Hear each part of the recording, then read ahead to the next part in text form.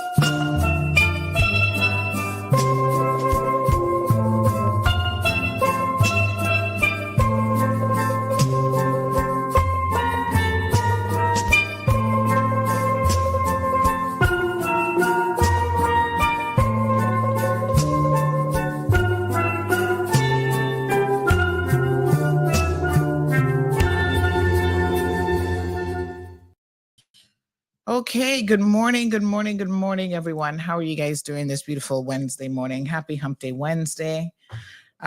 We've got quite a bit that's going on. Dr. Carlos will be joining us. We actually have a potential major announcement this morning as well, coming from the government. So we are waiting to hear a bit more from them on when they may have to pop in. So I will certainly advise you guys of that. This is quite a big announcement that's going to impact the sister islands. So please, if you know anyone who's on the sister islands, do let them know that there's something coming that's being dropped down the pipeline this morning. That's all I can say at this time. Just trying to respect the what would we call it? The protocol process of how the government wishes to handle the dissemination of information. So we will allow them to do it. And then we will obviously, circle back to you on that one. So I trust that everyone is having a okay day. I do have a very sad announcement to make this morning as well. And so it saddens my heart to have to share this with you all. Please just give me one quick second because I do want to send out the links before I forget to all of our listeners this morning as well. So give me 1 second here.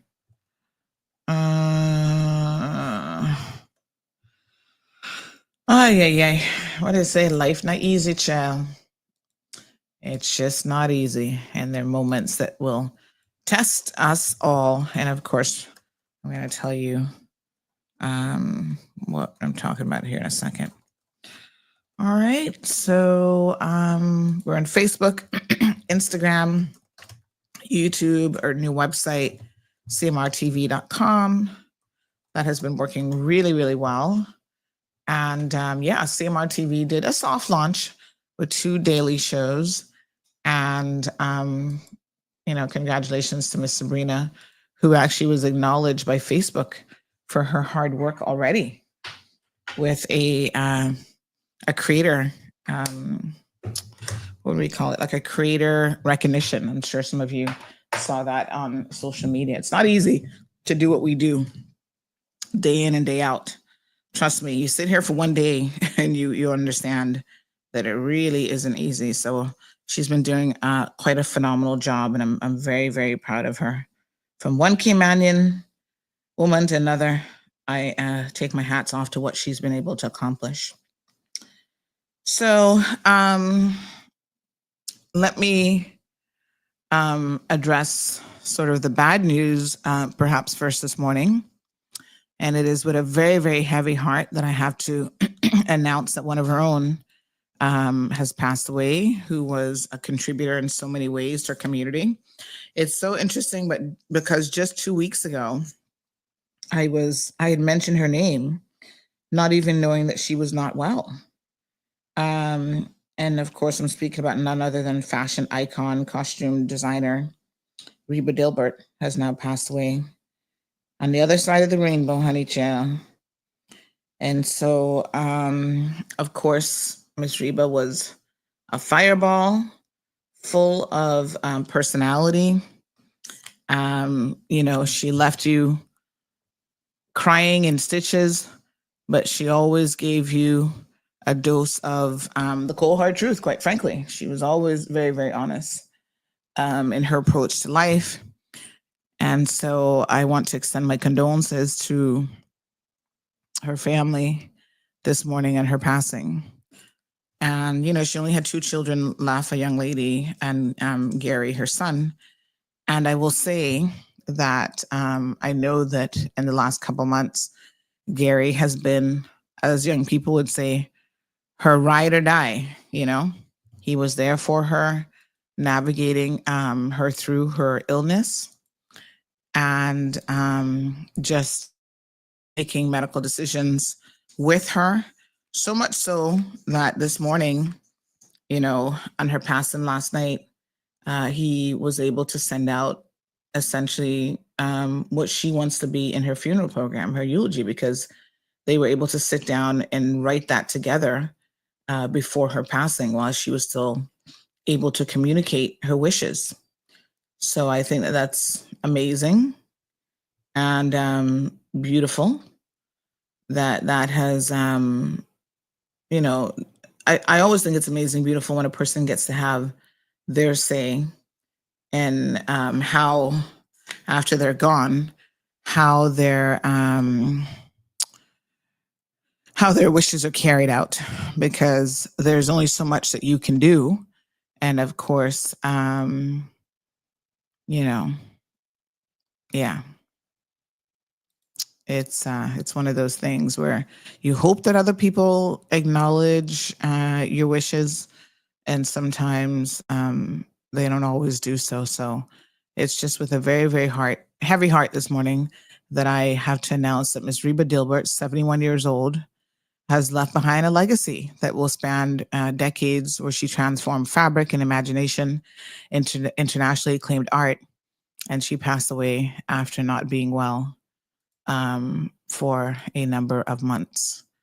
So, you know, I know that perhaps Gary, who I do know, very proud of him. He's accomplished so much. And I know Ms. Reba was proud of him professionally and personally, the things that he's done, he's achieved for himself. Like so many of us didn't necessarily come from the best of, you know, tough circumstances. Nobody's giving you anything in life, but I can tell you that he really stepped up to the plate and, you know, has done and accomplished amazing things. So I know his mother was very, very proud of him. She often shared that. And trust me, it's something when you hear a mother or father, parents talk about, yes, they came from a different situation. Their life is different. And sometimes, you know, you don't understand your children even, and times are different, people are different, children are different. But at the end of the day, you are able to still acknowledge and acknowledge that your children are still accomplishing things that you could have never even dreamed about. You know, whether you made a direct contribution to that or not. I know that most parents, not all, trust me, I can speak on that, but I won't. Most parents are very, very proud of the accomplishments that their children have made. So I know Miss Reba was proud of Gary. She had 3 children, and unfortunately, one of her sons died some years ago, her older son. I can't remember if he was the eldest, he might have been. But, you know, she had Gary, and I can't remember the sister's name. Forgive me, sister. But I know that Gary was, you know, they had a relationship. Anything she needed, she'd call Gary. But she didn't call him Gary, you know, that's what we call him. But she would call him and say, hey, you know, yeah. And he showed up. So again, I'm very, very sorry for your loss this morning. She was an icon for sure. All right, we do have Dr. Carlos that is coming this morning on the program. And we're actually going to talk about navigating friendships, adult relationships, because gosh, I don't know if you were told that it got any better than being a kid on the play field. My apologies, somebody just reminded me that her daughter's name is Nicole. Thank you so much for that. So condolences to her daughter, Nicole, as well. So I do know that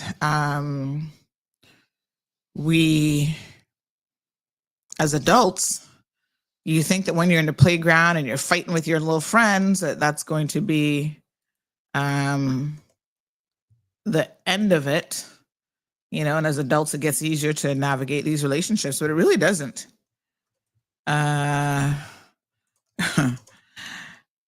In fact, it probably gets more challenging because I don't know.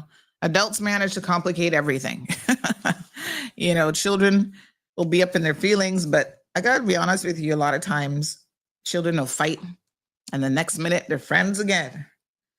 And so they seem to be able to forgive a lot quicker, whereas adults don't necessarily seem to have that capacity. Yesterday's show was certainly a demonstration of that. Here we have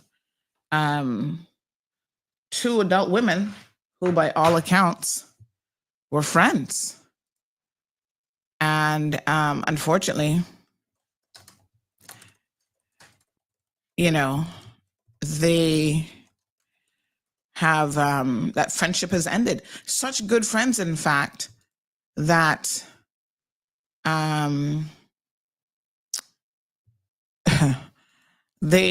one was taking care of the other one's son. And I thought, oh my God, how do you go from that to a church brawl? Only God knows. It is a sad indictment. But it makes me reflect on a number of things, quite frankly, including why your children are fighting in schools. Because the truth of the matter is, we simply do not have the skills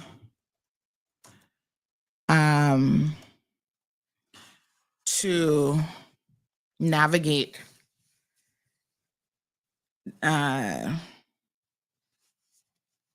discourse. We don't have the skills to navigate disagreements. And unfortunately, I'm going to tell y'all something. As human beings, but also as, it's so sad. As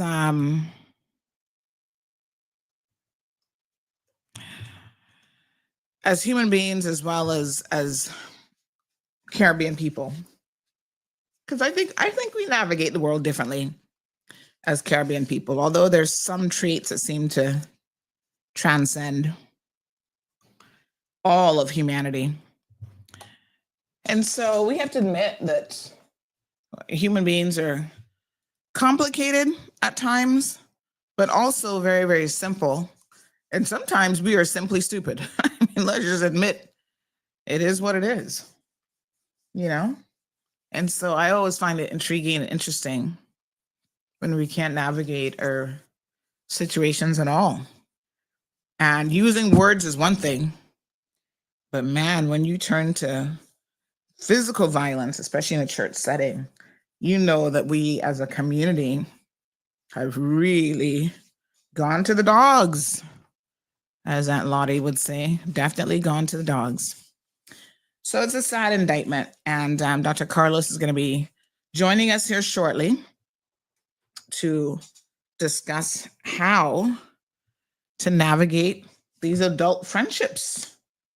So many of us got frenemies and all sorts of stuff going on, right? So we'll wait for him to pop on.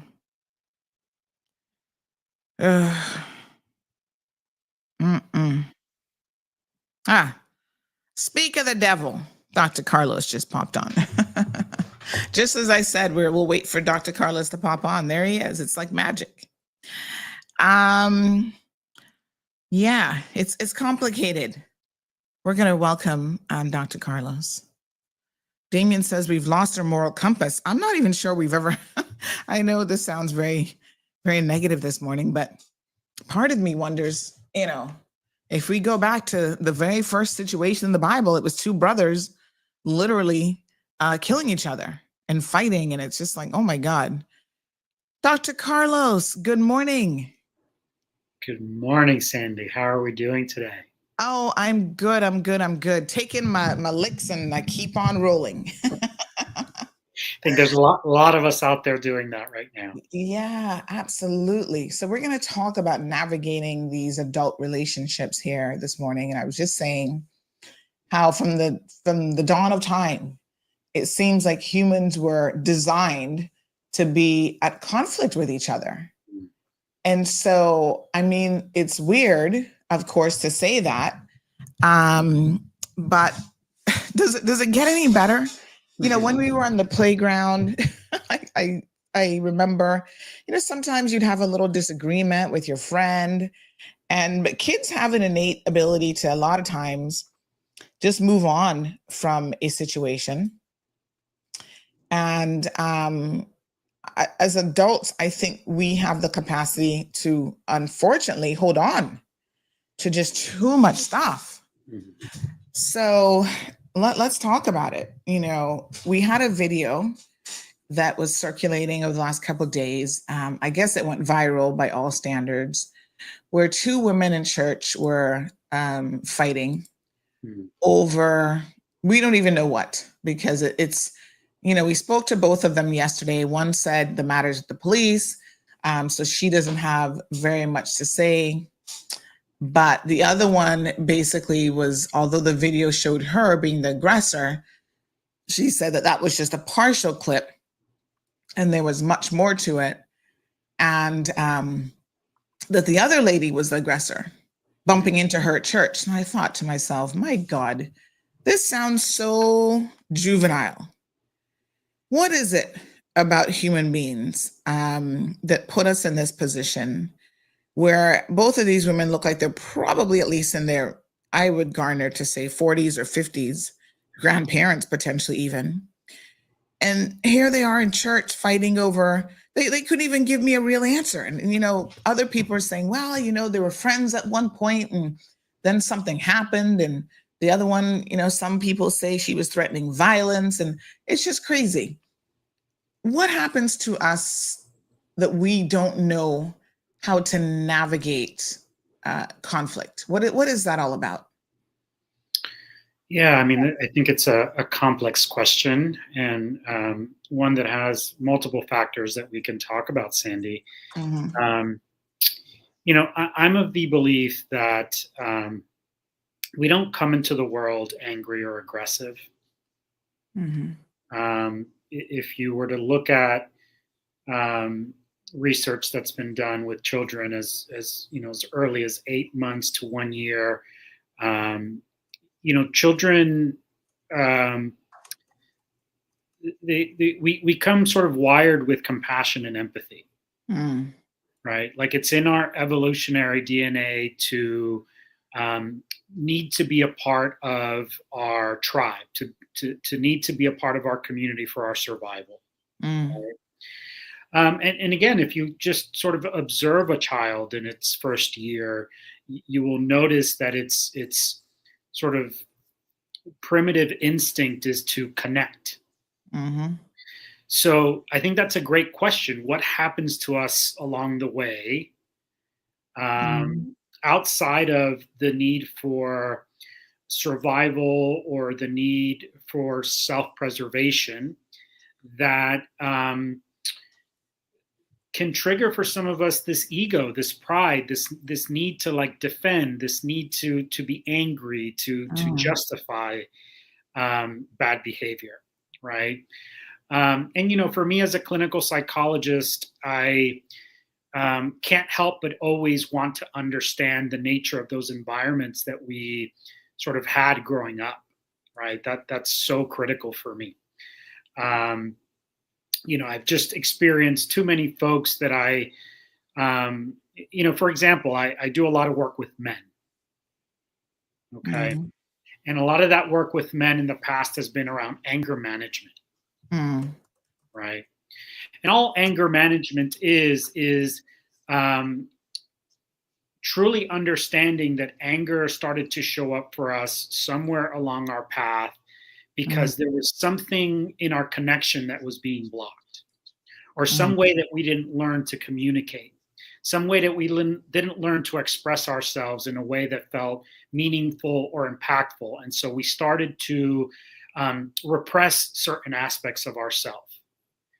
And I got to be honest, anybody who, carries a chip on their shoulder, who has repressed versions of themselves or their feelings for a long enough time, it's going to come out in agitation. It's going to come out in anger. It's going to come out in aggression. When we've been deprived of needs such as love, and again, that just sort of emotional connection for long periods of time, we're going to need to find that somewhere. It's going to come out in some kind of way. Some kind of repressed needs are going to show up at some point, right? That's kind of my initial generalized sense of what is going on a lot of times in these instances. My experience with working with people that are, sort of angry or have had a history of being aggressive is they just didn't have needs met as children. They weren't loved in a way that they maybe needed to be loved, right? And so, I don't think that that's always the case, but I think there's a strong background there for that to be said. It's pretty crazy because on the one hand, you can't undo your past, but through therapy, there is a path forward, I believe. And I think that's why, people appreciate you being here, because you acknowledge that there is a path forward to changing. Can we change who we are? Can we fundamentally change who we are? Absolutely. I truly believe. I wouldn't do this work if I didn't believe that to be true. I wouldn't be standing here if that wasn't true. I am a person who for many years showed up with a lot of anger and aggression in my own life, especially having come out of the military and some of the past careers that I had. I had a short fuse. I was somebody that was very reactive. I was a person that would sort of project my feelings onto others. I mean, that's my story, Sandy. And not just through therapy, but whatever work, whatever healing work we need to do, whatever self-work we need to do, whether that's reading books, going to church, exercise, whatever that inner reflection work that we need to do to see where we can improve.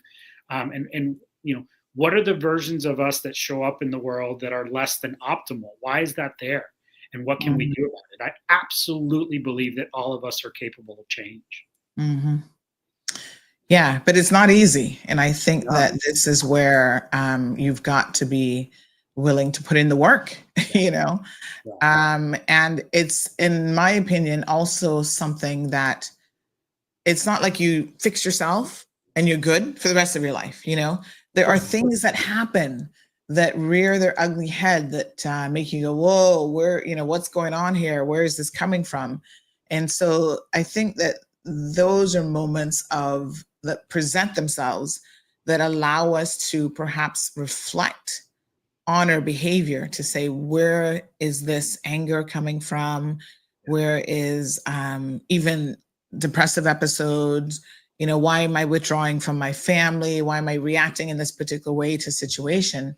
And that's when you might need a little bit of refresher with the therapist, right? So you've got to be able to, first of all, acknowledge it. And second of all, recognize when something is happening. That needs to be addressed. Where's that coming from? Where's my pride coming from? Where's my judgment coming from? Where's my intolerance coming from? Right. I'll share, I like to share some of my story because maybe people out there resonate with it. But, and again, Sandy, it isn't about changing our past. It isn't about blaming anyone in our past. It's about understanding. Right. And so, I grew up in a home where oftentimes my thoughts, opinions, the way I was feeling about a certain thing, it wasn't allowed. Right. So on my father's side, his anger sort of came to the table, or his intolerance of wanting to hear what a child was thinking or feeling came to the table. When it came to my mother, it was her strong opinion about how I should be acting, behaving. And so what my experience was during childhood was one of a constant repressing of my needs, feelings, and emotions, my thoughts and beliefs. And when there isn't an outlet for those versions of us, when there isn't a space for those versions of us, all of that gets tampered down. And over time, it starts to build almost like this pressure in a pressure cooker, right?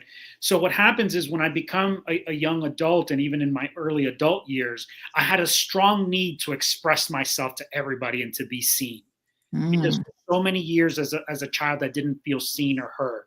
So now as an adult, I was going to make sure you heard me, right? I was going to have a strong opinion. I was going to put you down if your opinion didn't match mine, right? There's just this pride, this ego, this strong need to be seen in the world, because my experience had been one of not feeling seen. And I don't, right? Like I think that when we do have the opposite experience of that early on growing up, and anybody out there can sort of maybe attest to this, but I think when we feel seen and heard early on in those formative years, we don't feel so compelled to have to do that later on, right? Because we feel validated in our beliefs, we feel validated in our concerns. Yeah. Wow. Let's read a few comments here. Damien, let me see here. Oh, no, Shakazula says the doc sounds like he grew up in Cayman with all these personal issues he's outlined, lacking self-control.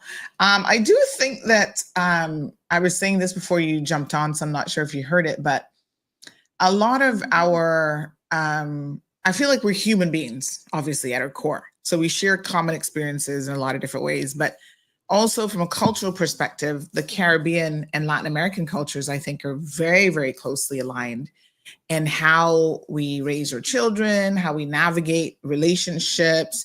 There's like machismo issues, I think, in both cultures. Some of the parental issues seem to, come from both, about how, for example, children, you'll hear Caribbean people, Cayman, and people saying this all the time, be seen and not heard. Right? So they tell children, you are not an adult and you're not able to therefore participate in conversations. And they shut children down in terms of them navigating, how they communicate and how they feel. And so this is one of those things that even for myself, having grown up in that environment where you were like a second-class citizen in your own home, from the perspective that adults were having conversations and dialogues around you, and it wasn't always inclusive about your future and about, anything really. And depending on, again, your environment, but that tends to be the typical Caymanian environment, it's refreshing to see families where children can sit down at the dining table and talk about their day and express themselves, and more importantly, express real feelings of being hurt, of being angry, not just talk about, well, this is what I did in school today and this is my day. So I do think that, the issues that we have transcend all cultures, but then there are some that do seem to be a little bit more entrenched in particular cultures. And of course, the Latin American, Caribbean cultures, I feel, are very, very connected. Yeah, you're absolutely right, Sandy. I think if we look at childhood as an opportunity to develop healthy adults, right? If we saw that as sort of like an experiment in what is the environment that we need to create, how do I need to interact with this young human being so that when they are adults, they have the development, the emotional intelligence, the tools and skills to navigate the toughness of life. That's how we should look at parenting, right? It's an opportunity, right? Not just to discipline and teach, but to educate how to be a good human being when we become adults. Yeah. It's interesting. So Damien touched on the same thing. He says, does it depend on your environment or culture? 100%, right? Yeah. Absolutely. A big part of it. We've got a listener to the program who says, can you ask him if narcissistic persons can change? Because that is a classification. Now I know we throw it around a lot in this day and age, and we could do a whole show on narcissism, and I think we probably should. But the very name comes from Greek mythology, so it has very, very interesting origin in terms of the word narcissism and being narcissistic. But there's certain personality disorders. I do a little bit. You may not know this, doctor, but I could have been a mental health professional in another life. Yeah. Yeah. When I was you'd be a good addition to our team. When I was in university, we have all these things that we can choose, obviously, as elective courses. And my minor at USF, we're both USF alumni. My minor at USF was actually abnormal psychology. So I dabbled in, some of it. And so one of the interesting things, though, is when we talk about and having a proper diagnosis of narcissistic personality disorder is different than looking at someone and saying, oh, well, they have narcissistic traits, right? They may just be an a-hole, for lack of a better word, but they may not necessarily clinically have narcissistic personality disorder. There is a difference. Right. But, we kind of we kind of feel like we have an idea of what a narcissistic person is. Sometimes people are just selfish, but they haven't crossed over into being a narcissist. But nonetheless, can people who kind of fall into that area, again, because I think so many of us see it as a core personality trait, something that is very, very deep rooted in who they are. But does someone have the capacity to change that about themselves? Yeah, Sandy, thank you for setting sort of that groundwork for us to understand the nature of this narcissism, how we throw the term around, and whether it's an actual clinical sort of diagnosis. To answer your question, yes. And the reason I know that is because for the last 10 years, the work that I've been doing is oftentimes with folks that either have a clinical diagnosis or are dealing with some kind of what I call interpersonal dysfunction, right? Whether that dysfunction is a product of their own doing or of their environment, it's relevant because it's showing up and causing unhealthy relationships in their lives, right? So it is possible to change because I've seen people change, right? And sometimes, that takes a little bit of time. Sometimes it could take years. But I see it happen, and I know a lot of my colleagues that do this work will vouch for that as well. I think what's important for those listening in to understand, and again, where my mind always goes is, I want to get to the root of the issue. Right? Like who we are today didn't just happen overnight. Who we are today is a product of the experiences that we've had that have molded us in this direction. And almost always, and I know always is a very sort of inclusive, generalization, but it has been my experience, Sandy, to this point in my career, that when I sit down with someone and we investigate their history, their lives, their past, inevitably we're going to find that connection. That connection of why they learned to be selfish, why they learned to be any of the number of personality traits that we want to describe. Like I was just doing a presentation here last week, and we were sort of posing some questions about why people turn up the way that they do. And a lady in the audience said, well, maybe that person's just lazy. And I said, yeah, maybe. And then I shared a quote with her that said, laziness is a reaction to the demands for success. None of us come into the world lazy, right? I mean, if we're somewhat healthy individuals. Let me hear you say that again, because my brain has to process that. So laziness is a reaction to the demands for success. Wow. Okay. Break Right? that down for us. Yeah. It's a powerful one. Mm-hmm. And right, like none of us come into the world lazy. We became lazy because the constant, relentless demand to be successful became so much that we just tuned out. We just didn't want to do the thing anymore. Mm. Because when you or society starts to tell me Mm-hmm. that my value, my sense of worth, who I am as a being is going to be reliant on how much work I do for you or how good I do that work, like that's an exhausting process. Mm. Mm-hmm. Which has a lot to do with this relentless way in which we constantly treat ourselves or are treated by others to be perfect. Yes. Right. So even laziness, right? Like all of these things for me, I think that the beauty of my work is when somebody comes into my office and says, Doc, I'm struggling with this, and this, or people tell me that I'm this way and that way and the other. And I'm like, okay, let's figure out where this comes from. Mm-hmm.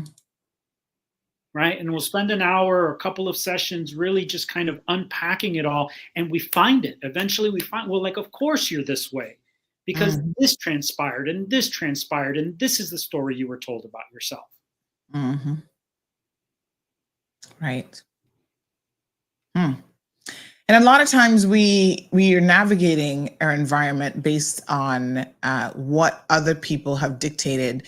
It's like people dictate who you are. And this is one of my sort of pet peeves is that I've always said, nobody gets to tell me who I am, because quite frankly, in most instances, there's nobody else in this world that knows your story. They don't fully know your story. They may know bits and pieces of it.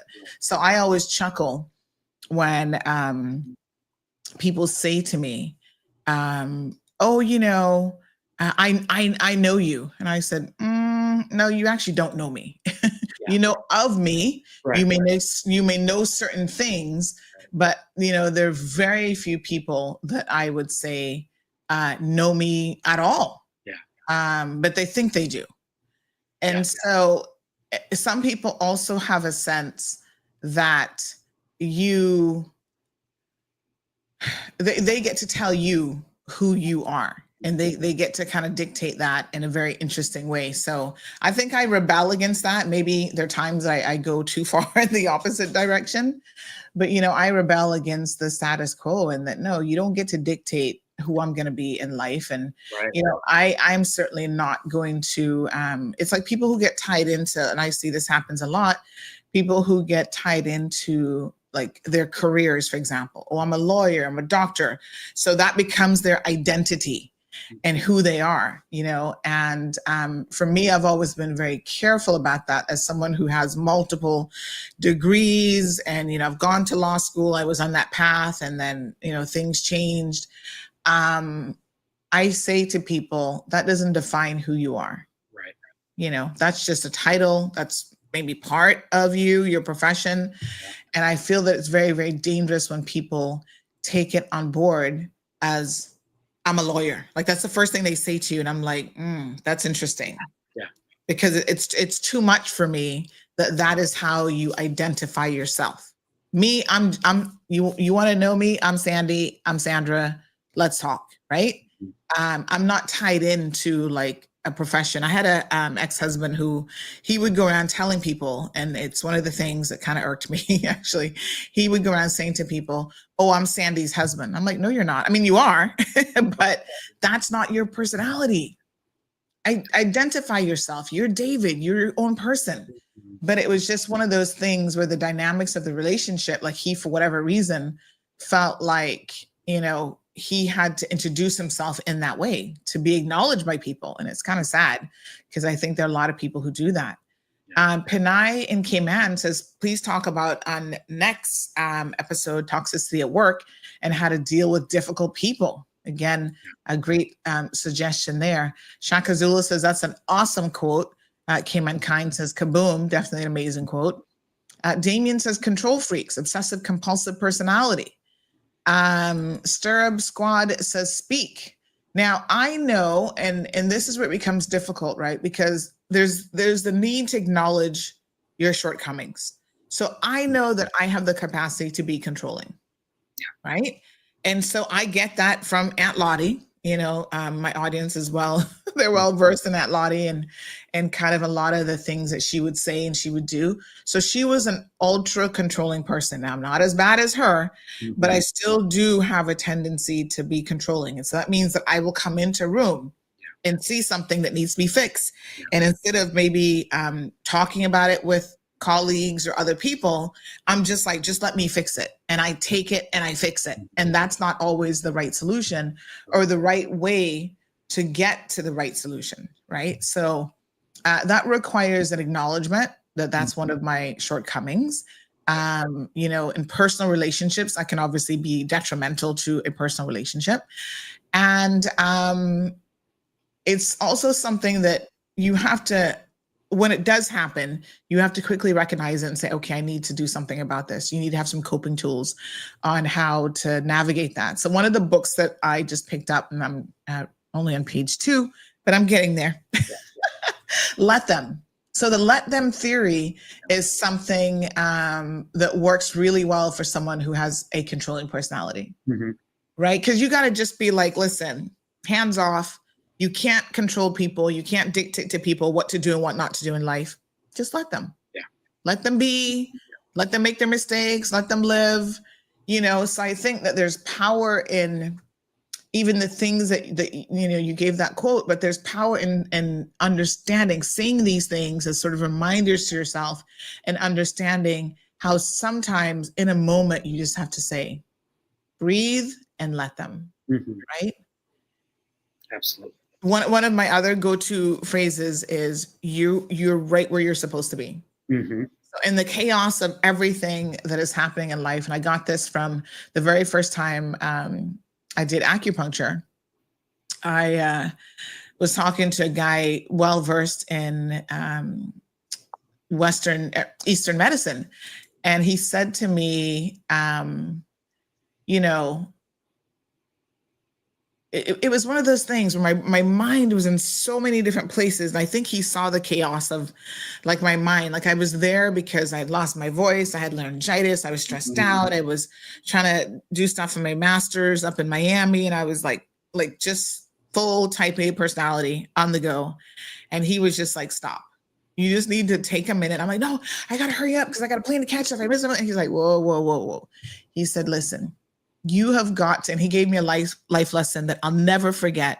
And he said, I went in there for pain relief. That was my sole focus. But then he said, I want to talk to you about some other stuff.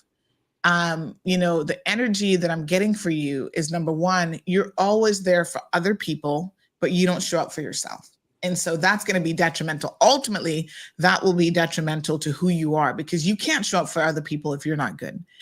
And that, again, comes from my innate desire to try to fix situations and just sort of make things better, right? And so he said, have you ever watched this movie with Robin Williams? And he told me the name of the movie. And I said, no, I haven't watched that movie. He said, you should watch it because the other thing that's interesting about your kind of aura is that I feel like you are going to live most of your life where you will say things to people and they're like, oh, whatever, they're not going to believe it, whatever. But you're going to be ahead of 10 years ahead of certain trends and certain things that are going to happen. And so you can't let people saying that you're crazy or you don't know what you're talking about. Just, I guess, in a way, let them, and eventually they're going to come around and go, you know what? She was right. She was saying it 5-10 years ago. She was absolutely right. This is something that we need to navigate as a community, as a country, as a whatever, families. And he said, but you can't force people to be on your same path at your same pace. You've got to allow them to be them and be who they are. And so he said to me, anytime you're feeling a little bit like hectic in your brain, I need you to understand that you're right where you're supposed to be. Beautiful. And I was like, So whether it's good or bad, sometimes we're going through negative things, why is this happening to me? We question God. Why are you making me go through this illness or whatever? You're right where you're supposed to be. And that is about accepting where you are. Yeah. And that's hard to do. Sometimes you don't want to accept a situation that you're in. But for most of us, these situations they're transitional in the sense that it's not permanent.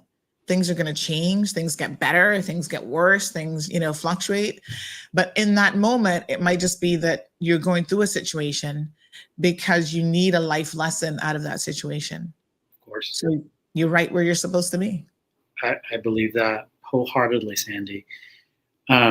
You mentioned there are a couple of things that I feel are worthy of expansion, right? Mm-hmm. And this idea of control, right? And if we understand that part of our human nature is this idea of self-preservation, right? Mm-hmm. Not only from a physical standpoint, but from an emotional standpoint. Part of the reason any of us have a need to control others, our environment, situations, is because of fear. We fear the unknown. We fear uncertainty. We love predictability, right? It's safer. So from an evolutionary standpoint, the more predictable our future is, the safer we feel, the more regulated our nervous system is, right? So, of course, we want to feel in control of our environments. We want to feel in control of the people in those environments because it feels safer. But the truth is that we're not in control of a lot of things in our lives, of the ways things unfold, of the behaviors other people are going to engage in. So oftentimes this need to control, especially, Sandy, if we grew up in environments that felt chaotic, right? That means we started to get a training very early on in our development that said, right, like your nervous system told your mind to find safety somewhere. And if you weren't able to, you tried to control that either through the stories in your mind or through trying to control your environment in some way. Right? And so what happens for a lot of us is, in order to feel okay, we walk around in the world with expectations about how the world needs to meet our needs. How we need others to act, how we need them to talk, how we need them to behave so that we can be okay, so that we can avoid rejection, so that we can avoid feeling unsafe. And so we spend this inordinate amount of time and energy building this structure, this world for ourselves where we're going to be okay. Right. And think about how exhausting that is, because you can't. You can't control the future. You can't control oftentimes what's going to happen. You can't control other people. And so one of the things that happened for me for a long time was that I was caught up in that cycle, right? If people talk to me, the right way, if they respect me, if they think this of me, then, I'll never feel hurt by them. I'll never feel disappointed by them. I'll never feel, injustice from them. And I did that for years. And it was an utter failure because it's just not possible in reality. Right. So what I adopted was, well, instead of being out here trying to control everything and everybody, why don't I control the one thing I can control, which is my own reactions, my own thoughts, my own judges, my own expectations. Why don't I work on myself in a way that I can start to show up in the world with more compassion, with more love, with more acceptance? Because here's the truth, Sandy. Even at this point in my life, I'm still trying to evolve. I'm still trying to change. And there are aspects of me that I see that I need to change. It's in my awareness. Like I can definitely be a more patient person in a lot of ways. I'm still working on that. I'm aware of it. I know I want to change it. I have the motivation to want to change it. And still, it's hard to change because some of these deeper rooted behaviors are hard to change. Mm-hmm.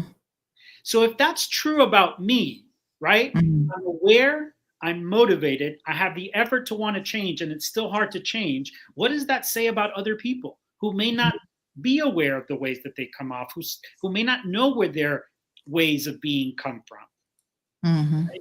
Can I have some patience for that? Can I sit in a place of non-judgment? Can I have an allowing space for the ways that we are, that we still want to change? Mm-hmm. And if I can give myself that compassion, why can't I give it to somebody else? Mm-hmm. Right?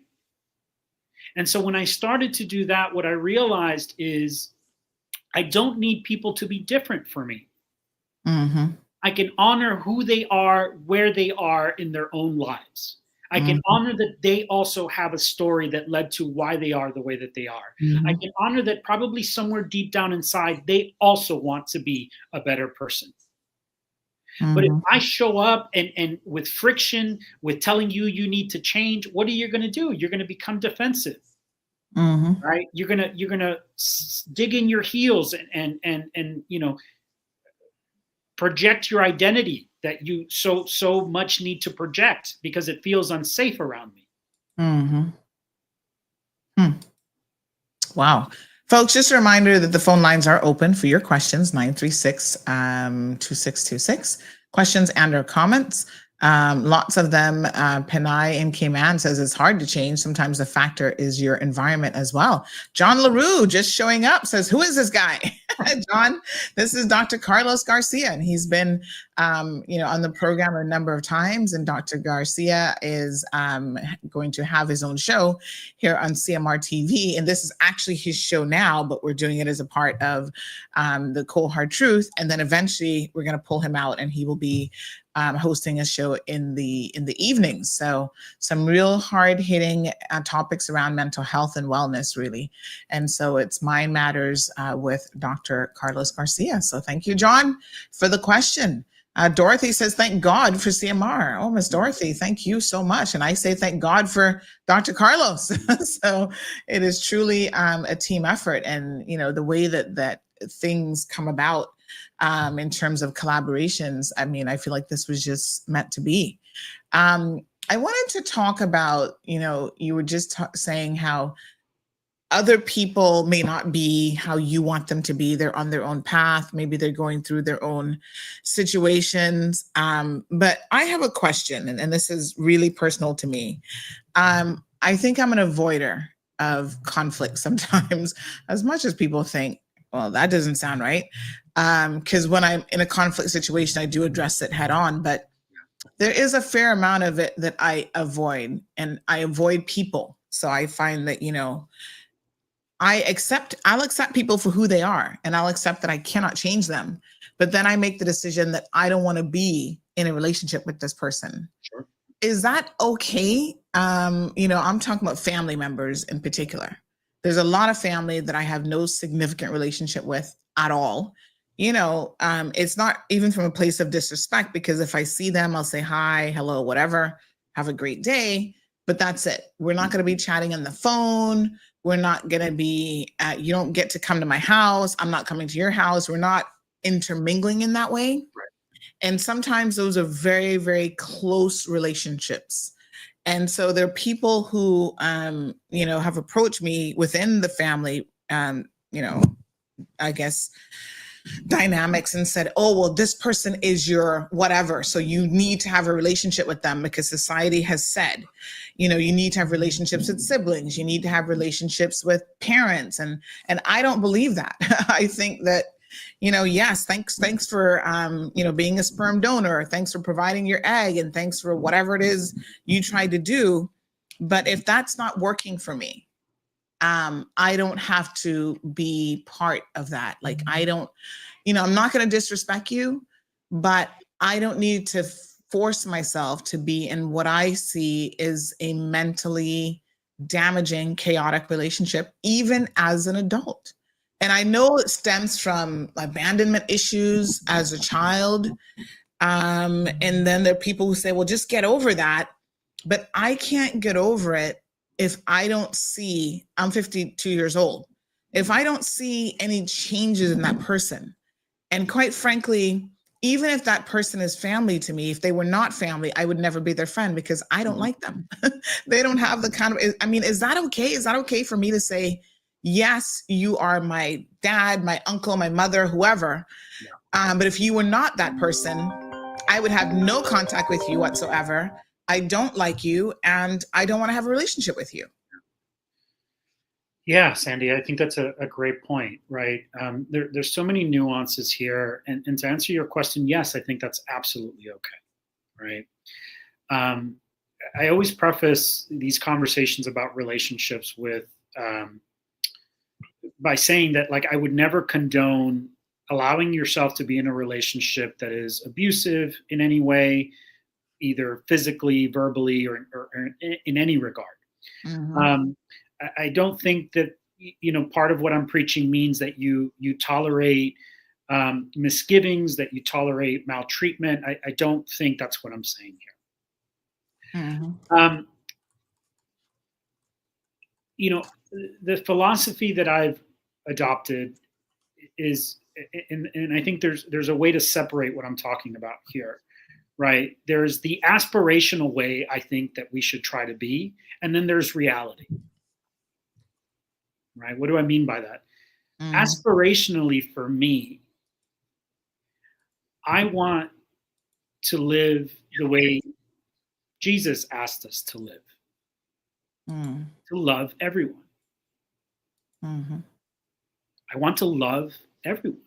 Mm-hmm. Beyond your misgivings, beyond your flaws, beyond your hate, beyond your ignorance. Mm-hmm. Because I know, this is my personal belief, and it comes from the countless number of individuals that I've encountered in my life, that when you get beyond their stuff, and I'm going to get emotional here, but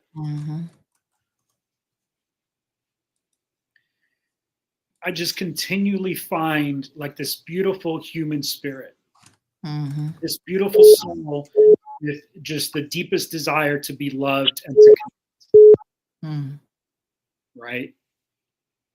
Now, all of that being said, we're human. And we have funky relationships. We have people that trigger us.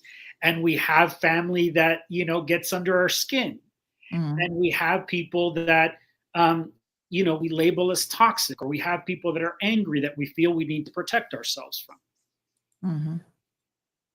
And I don't think there's anything wrong with having relationships in our lives where we set good and healthy boundaries. Sometimes that's the most loving act that we can do for them,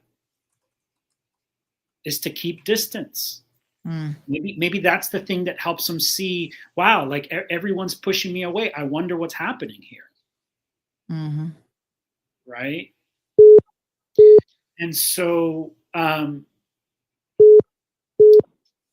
think that we can both act in those ways and be curious about what is the thing in me that I'm trying to protect. Why is this boundary necessary? Right? Yeah. Does it come from a feeling often abandoned? Does it come from having been hurt by a series of people in my life that now I put up my walls? Like, what am I trying to protect? What do I think I'm protecting myself from when I'm setting boundaries or creating distance from other people? For me, Sandy, I have become so grounded in my self-love and in my self-worth and in my value to myself that there's a freedom, there's a liberating which I get to show up in the world, because your word and your actions are not going to harm me. There's no place in me where that takes effect. Right? And so you can lie to me, you can stab me in the back.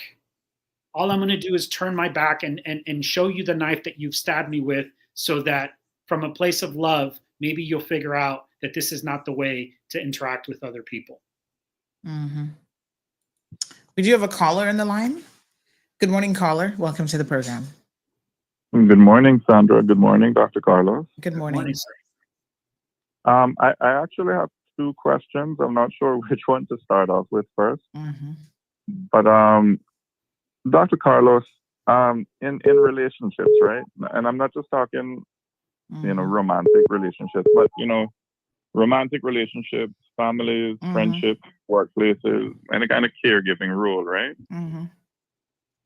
Oftentimes in those relationships, control often arrives disguised as care, help, or quote unquote standards, right? Mm-hmm. As a psychologist, from a clinical perspective, what reliable markers distinguish healthy influence and boundary setting from coercive control, especially when hierarchy or dependence is viewed? And what first steps can restore, a sense of mutual agency without villainizing one party or abandoning necessary roles? Mm-hmm. That's my first question. Mm. Yeah, let me sort of, if I can, I hate to lead with this, but it is the truth, right? It depends.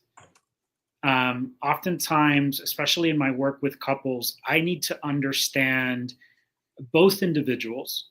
What are the behaviors that they're engaging in?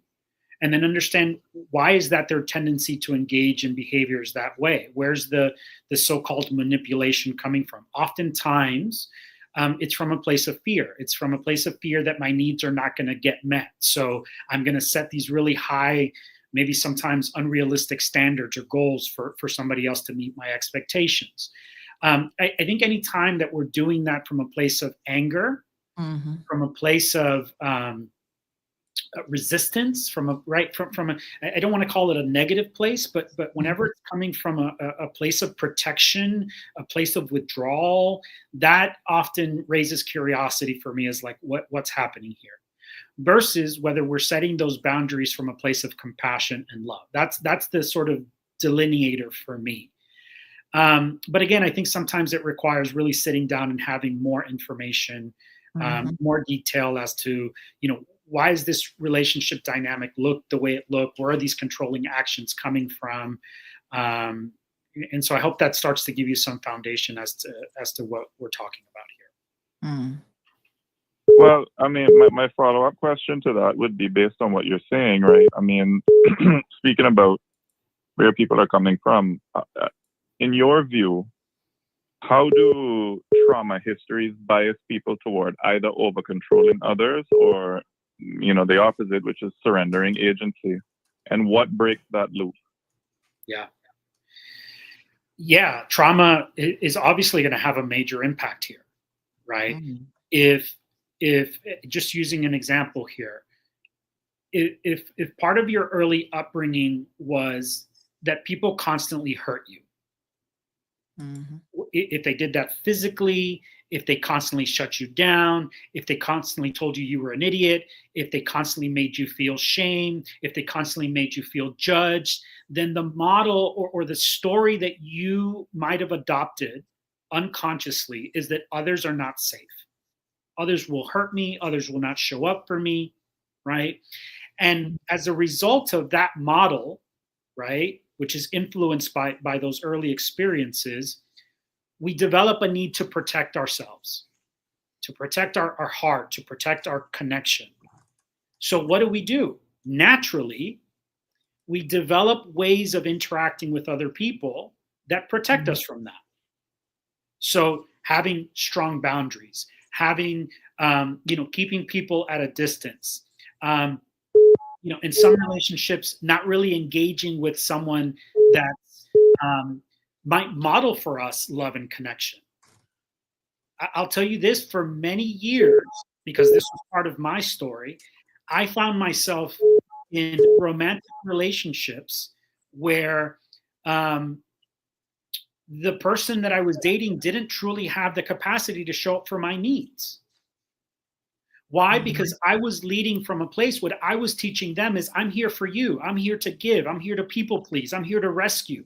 I don't have needs in this relationship. So when I started to realize that there were things that I needed in the relationship and started to voice those things, then I was being called selfish.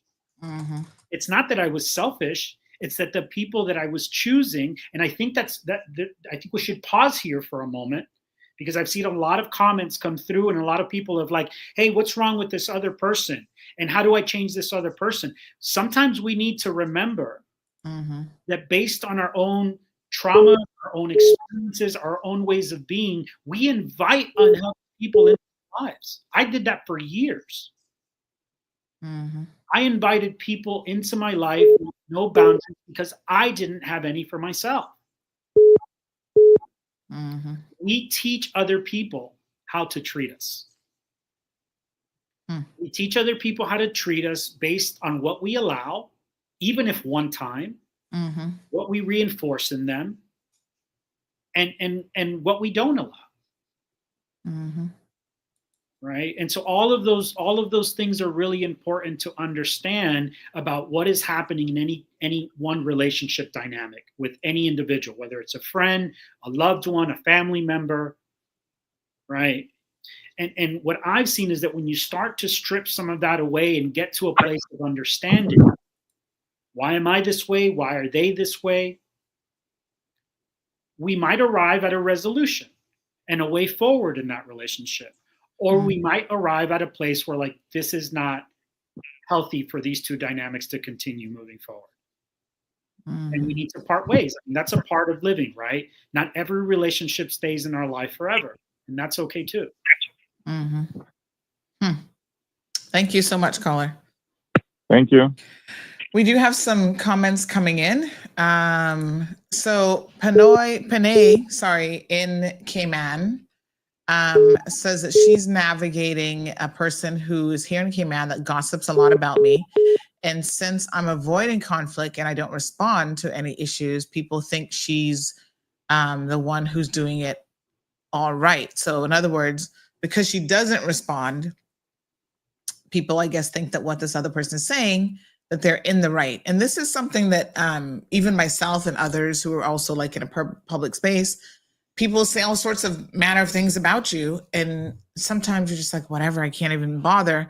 And then other times in my head, I know that people think, oh, if you don't respond, that means that there must be some truth to it. So how do you, when it's like a group situation and people are saying things about you, how do you decide whether that even warrants a response? Yeah, that's a great question.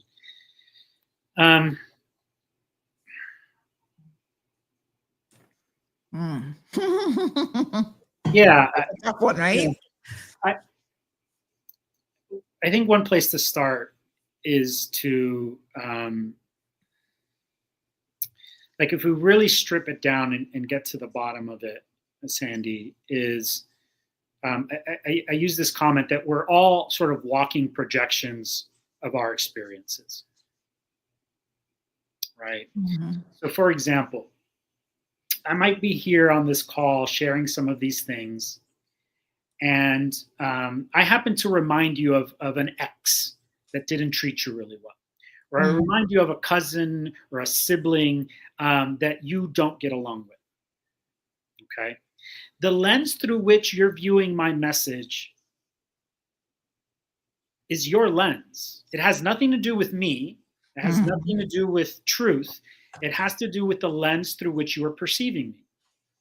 And you are going to perceive my message as like, what does this doctor know, right? Like he reminds me of somebody I don't like. Versus if I remind you of somebody that, you know, you love very much or that's positive in your life, you're going to be like, oh, this Dr. Carlos, he's brilliant. I love this. Everything he says is gold. Again, that's not true, but our perceptions color very much how we perceive others around us, how we interact with others. So the person that has a need, and I always talk about need, right? People don't just act in ways to act in ways.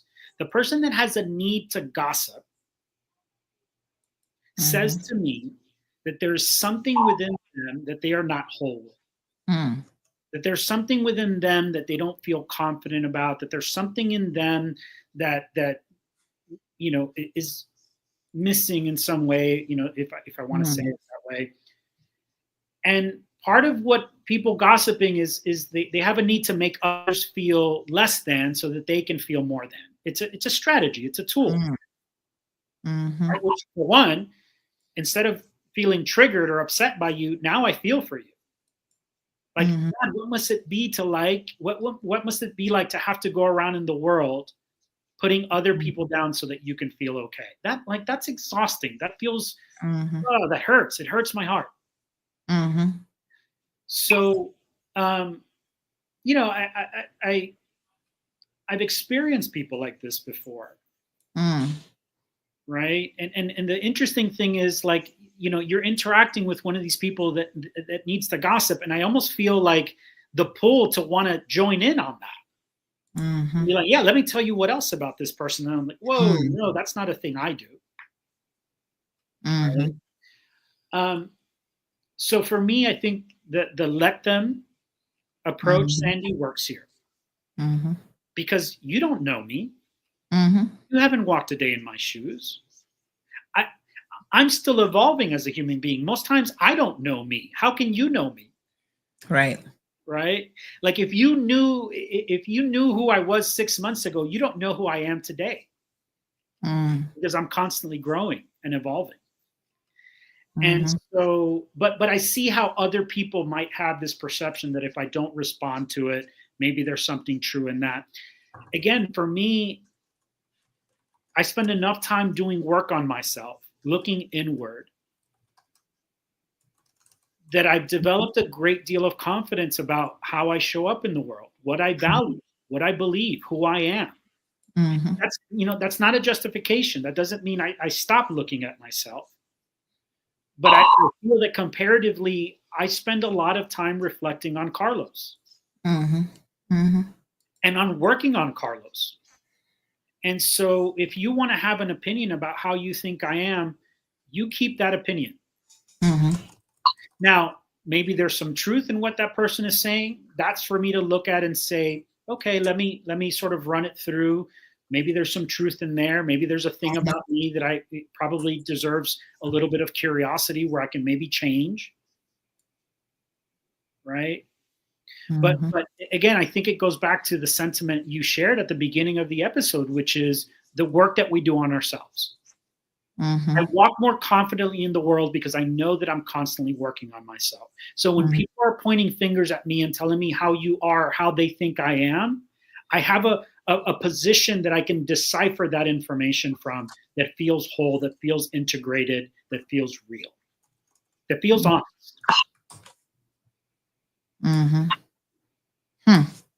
So in the case of Penay in Cayman, she's saying that this person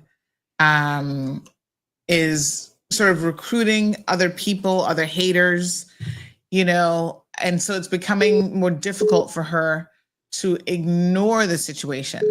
So it's not just this one person, it's like a group dynamics. And I happen to know a little bit about the Filipino community. They are very, especially when they travel abroad, they're very much about the community, right? The community sort of, they're there for each other. And, so anytime there's discord in their subculture group, it really impacts them in a negative way because it's a small community. It's a small but really tight, oftentimes, community, and they keep things among themselves that sometimes they don't even share outside of that.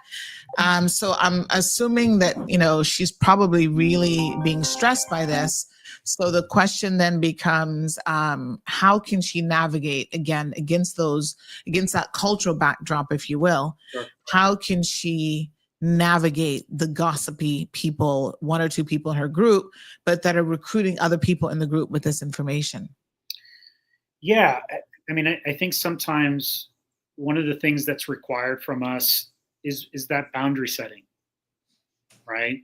It's to, with courage and bravery, show up to the hard conversations, to share with somebody the way that, whatever actions they're engaging in are creating friction or discomfort.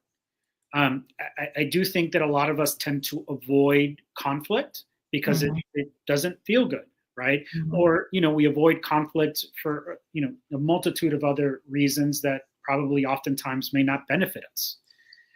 It's always easy to avoid conflict. It's always easy to do the less hard thing.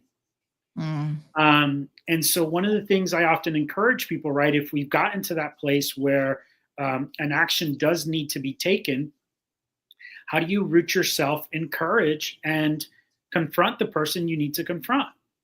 Now, you do this with the knowing that even if you do this in the most stealthiest, bureaucratic, helpful type of way, that person may not want to change their behavior. Like you have to be willing to surrender that, right? But also sometimes, like, we do need to set that line in the sand that teaches other people how we're to be treated. Because oftentimes, whether knowingly or unknowingly, people are going to sort of push those limits with us. They're going to take as much as they can take. This often happens in very subtle ways. I talk to, people that sort of come to me with a lot of interpersonal challenges. Here's a perfect example, Sandy. You and I go meet for coffee. We set a date to go meet for coffee, right? And we're waiting there, and it's 20 minutes in, and you haven't shown up, and you haven't sent me a text or nothing like that. And you get there, and you're like, Dr. Carlos, I'm so sorry. This week has just been, blah, blah, blah, blah, blah. Sandy, no worries at all. I totally get it. That happens to me. No big deal. There was time number one. I could have chosen how to respond. Now, I wasn't going to get angry at you. I wasn't, Now the next time we set up to meet for lunch, you're like, oh, well, Carlos was totally okay with that last time. I'm only 10 minutes behind this time. 10 minutes behind. Oh, Dr. Carlos, I'm so sorry. Sandy, no big deal. Like, whatever, really, it doesn't, right? So, like, do you see how we start to set these patterns sometimes unknowingly?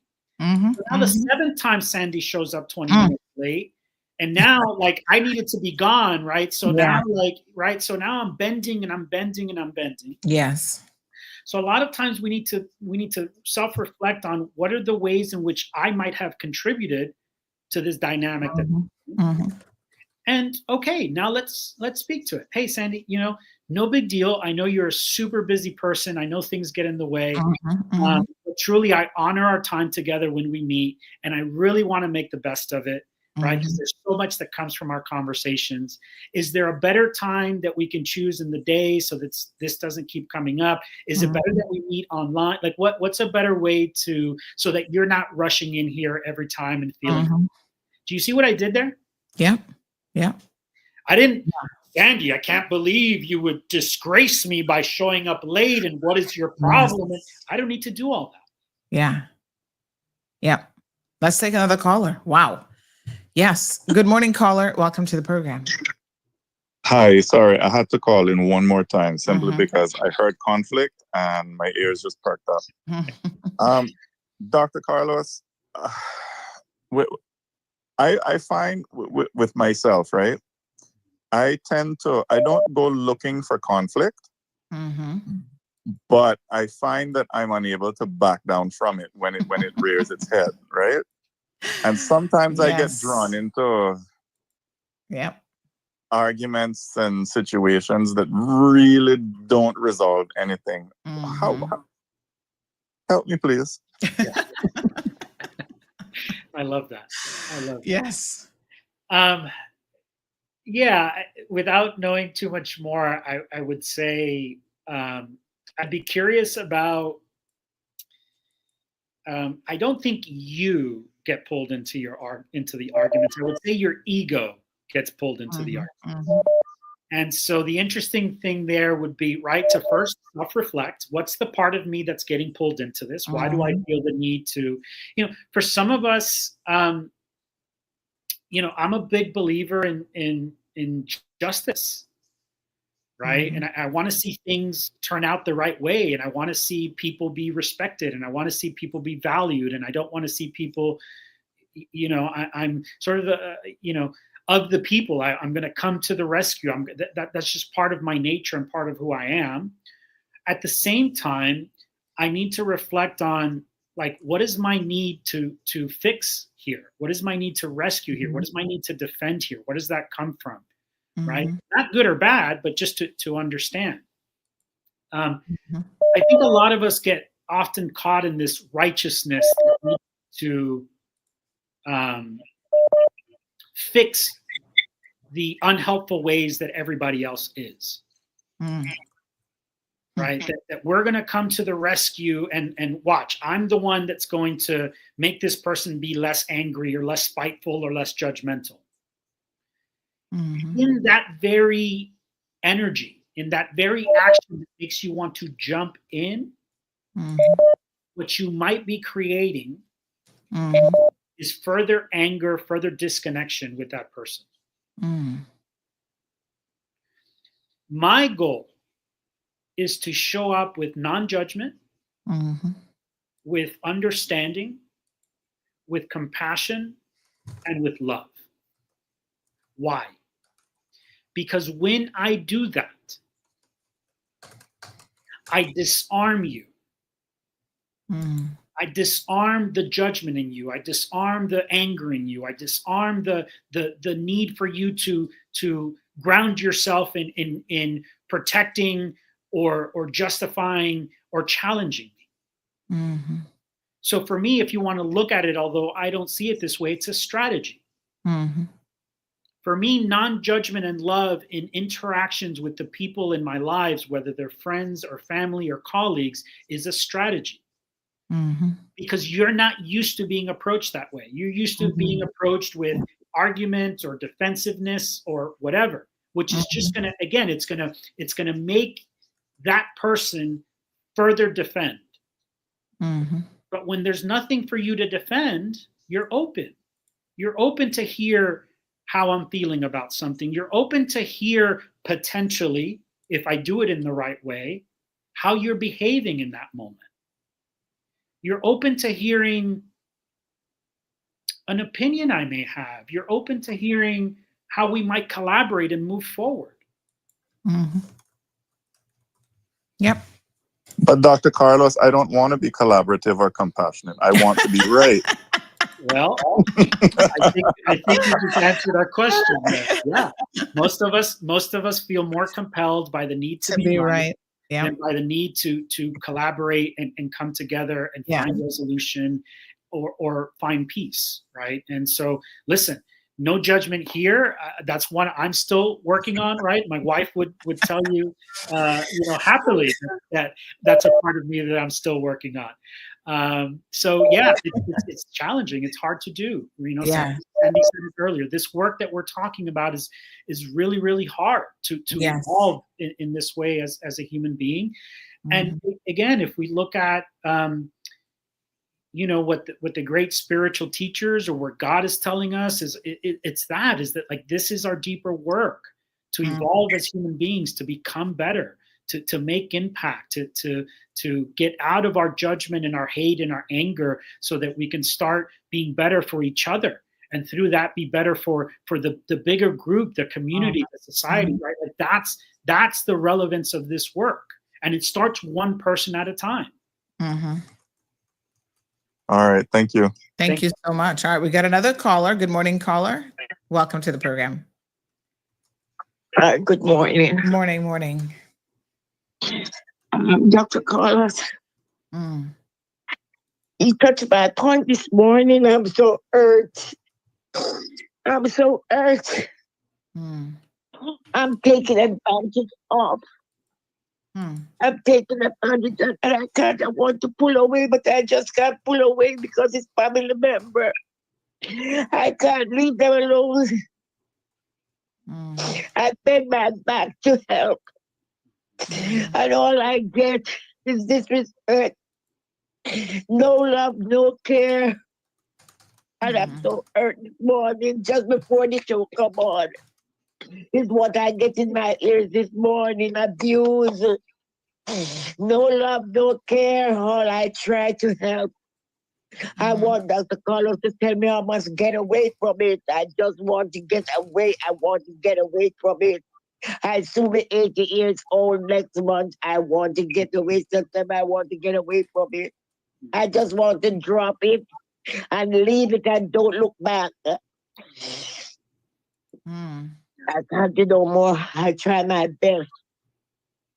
Yeah. I'm so hurt this morning, and Dr. Carlos come on with the right topic. Mm-hmm. People abuse you. Mm-hmm. Yeah. Yeah, if I can share something, thank you so much for sharing that, for your vulnerability, for your authenticity. I know that especially And it was a family member that I care about. That I care about. I don't know how to leave. I don't know how to leave. I cannot leave. I cannot leave. I just hanging on to it. Yes. Yeah. Yeah, if I can share something here, I'm experiencing a lot, especially with how things are going on around the world right now, that there's so many of us that are in deep pain. And a part of that is there are some of us that come into the world with a greater sense of empathy and compassion than others. All I have is love. All I have is love. Yeah. I give my life to anyone. Right.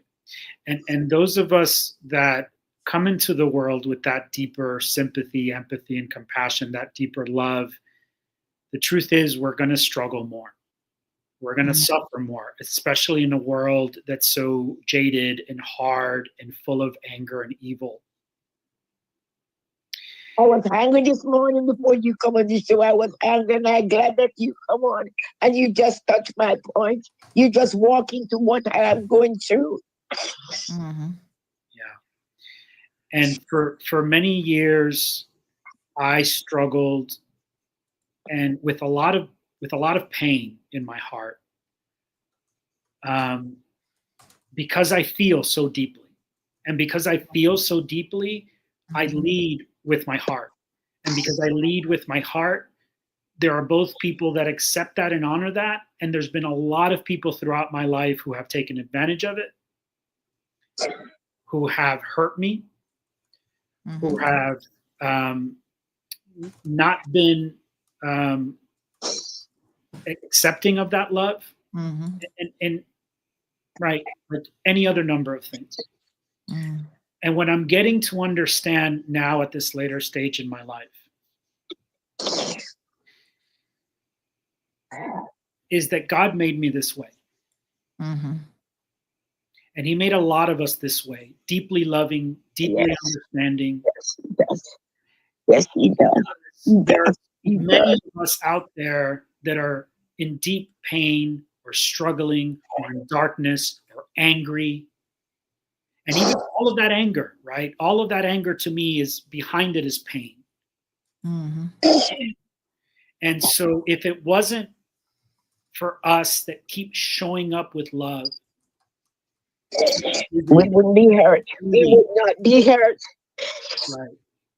But the world would also be a much more difficult place to navigate as well, I think. Right.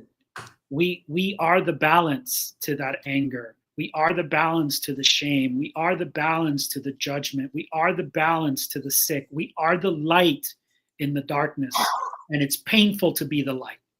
It's painful to be the light. If we're really doing our work, it is absolutely hard and painful to be light in the darkness. But I wouldn't have it any other way. I don't know how to get away. I don't know how to walk away. I want to walk away, turn my back. I don't know how to do right? that. Yeah. We try to get away, but we can't because the love is too big. And so we just take on and we carry it on our shoulders and we bear the burden and we bear the weight. And my understanding at least at this point in my life, maybe it can change, is that I think that's the way it's supposed to be. And so I'm just choosing to honor that not everyone's going to receive my love, that some people will take advantage of it, that some people will still try to hurt me, but it's not going to change who I am. I'm still going to show up with love. Exactly. Yeah, it's not fair to everyone else that can still use it, that can use a little bit of that light to change, to get past their stuff, to get past their trauma, to heal. It's not fair to them if we shut down. Wow. Thank you so much, caller. Thank you, doctor. Thank you. Yes, and a number of people definitely, can relate to what that caller has said. Sonia says, "God knows I have been there." Jim says, "Extremely relatable with being an empath." Cindy reaching out with some positive words, saying, "I'm sending love to your caller. I hear your breaking heart. Give that love to yourself and hold it dear. You can love from a distance and protect yourself." Jim says, "Spot on, doctor." Melita says, "Family members always be the one." It's so interesting. Caribbean people have little sayings like this, like, boy, they be the one. I have a saying, farther distance, better friends, even for family members. Like, you put distance between you and these people. You see them once a year at, the family lunch, and that's good enough. You don't have to deal with them every single day, even if you're an empath, Jim, because it can have a real draining and negative effect on your mental health. So going back to this point, Panay in Cayman says that I'm in tears listening to you, Dr. Carlos. This episode touches all the hearts of silent warriors. But there was something that she said earlier when Jim said, in the words of the Frozen character, just let it go. It's hard. It's easy to say that, but it's really, really hard to just let it go. And so she actually said in response to that, but this is impacting my mental health. And I think now that is where we have to recognize that anything that causes you to even say that is something that has to be taken seriously. So what I would say to you, Panay, is reach out to someone. There are people, there are professionals that are there to help you navigate and deal with these types of situations. And perhaps you can figure out a different way of approaching it. Maybe the way that you have been approaching it, they ignore it and let them approach hasn't really been working. Maybe you need to take a page out of my book and just approach them directly and say, I would like to have a conversation with you.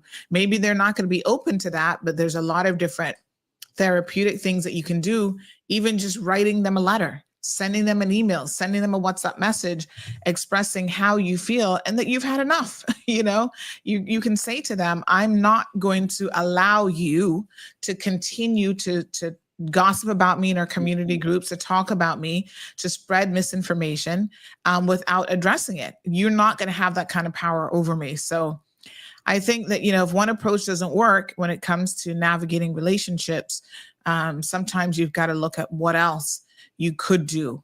Yeah, Sandy, well said there. I think I want to elaborate on that a little bit. Setting boundaries can look a lot of different ways, right? There's a lot of different approaches here. Maybe sometimes it is meeting the person with more love. Maybe sometimes it's creating distance. I often say, like, not accepting a phone call is a form of setting a boundary, right? Not answering that text is a form of a boundary. Not everyone have a heart-to-heart or that we talk it out, right?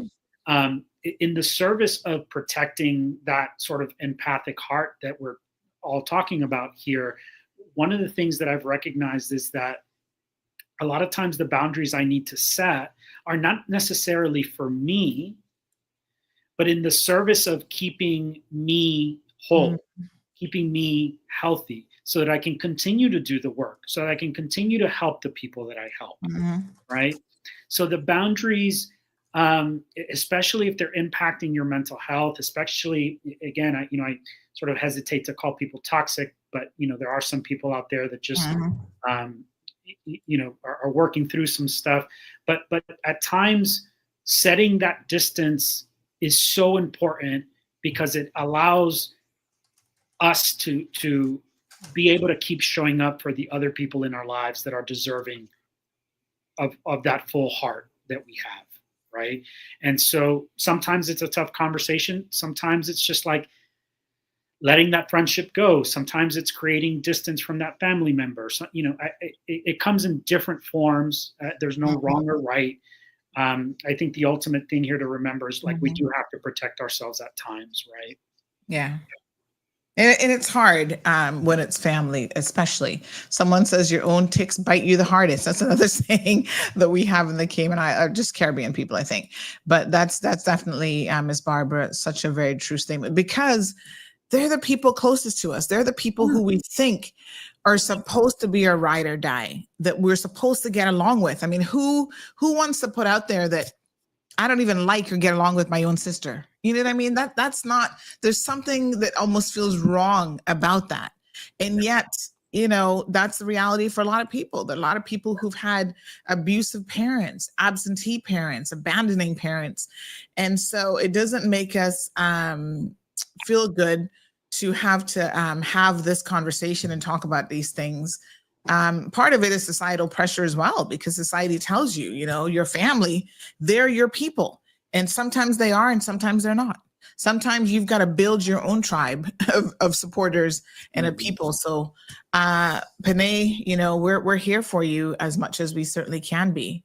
This one says, no name on this one. Growing up, I heard and was told, can't tell him anything, which had two meanings for me. Number one, an example, important event / occurrences, immediate family knew whatever it was before I did. Completely understand this occurring as a child, but it carried on into adulthood.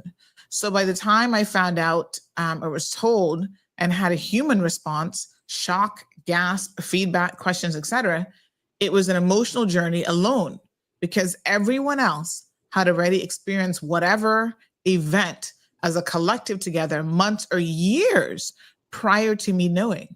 Labeled, he's so emotional / naive / sensitive. So, wow. Being left out of the loop to the point where, people are not even considerate of letting you know certain things. And this can manifest itself in so many ways. Like, I'm thinking the parent who is sick and dying, and you're the last one to find out their true diagnosis about cancer or whatever.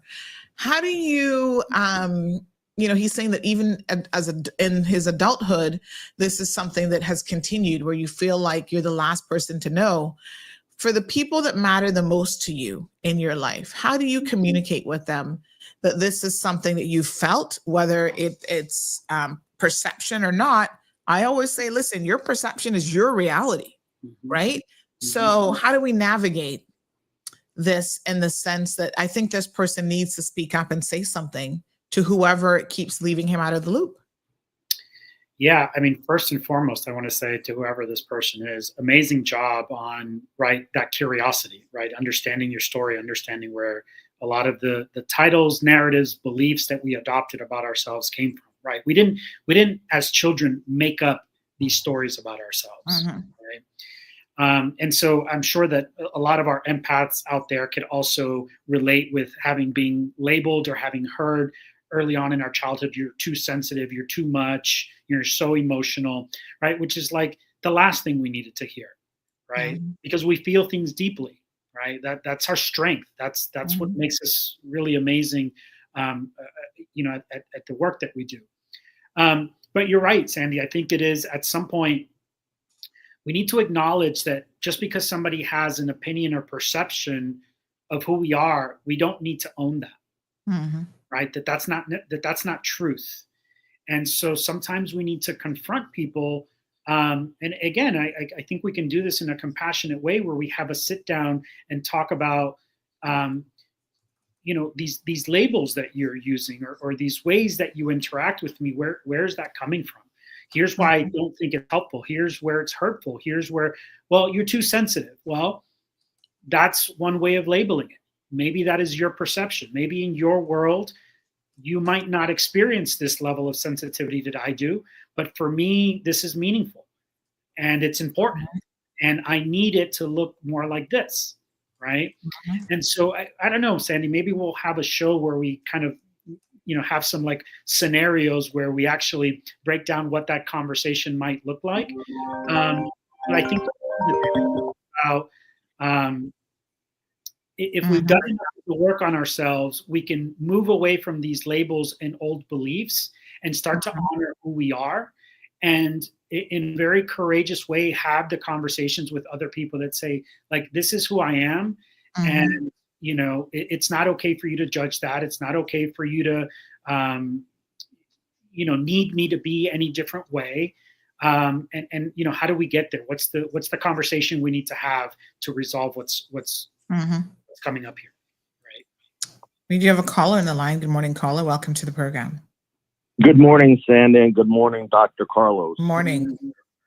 Great show. A couple of things for the lady who called in, very emotional.